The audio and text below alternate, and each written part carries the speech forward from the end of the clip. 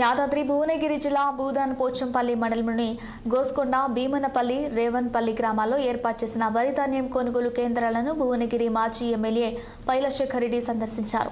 రైతులు ఎదుర్కొంటున్న సమస్యలను ఆయన స్వయంగా అడిగి తెలుసుకున్నారు. భీమనపల్లి గ్రామంలో మాజీ ఎమ్మెల్యే మాట్లాడుతూ ప్రభుత్వంపై తీవ్ర విమర్శలు గుప్పించారు. నెల రోజుల క్రితమే రైతులు వరి ధాన్యాన్ని కొనుగోలు కేంద్రాలకు తీసుకొచ్చినా ఇప్పటి వరకు పూర్తి స్థాయిలో కొనుగోలు జరగకపోవడం దారుణమన్నారు. మరో 15 రోజుల్లో వర్షాకాలం ప్రారంభమవుతుందని, ధాన్యం తడిసిపోతే రైతులకు భారీ నష్టం వాటిల్లే ప్రమాదం ఉందని విమర్శించారు.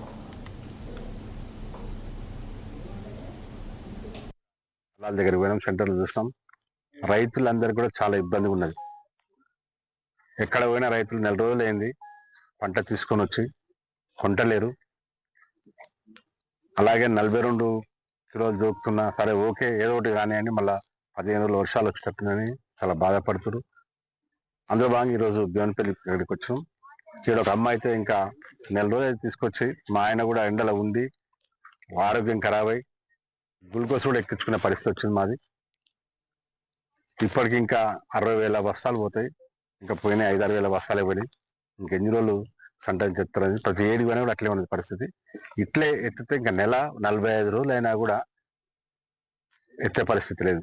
ఒక 15 రోజులు అయితే మళ్ళా వర్షాకాలం స్టార్ట్ అవుతుంది.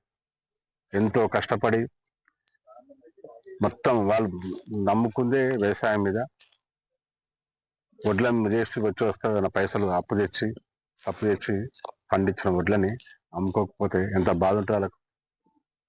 నిజంగా కూడా మేము ఉన్నప్పుడు, గవర్నమెంట్ ఉన్నప్పుడైతే మేము పంట స్టార్ట్ అయింది అంటేనే కాంటలు ఓపెన్ చేసి ప్రతి దగ్గర లారీలు లేకపోతే లారీలు మాట్లాడి రైస్ మిల్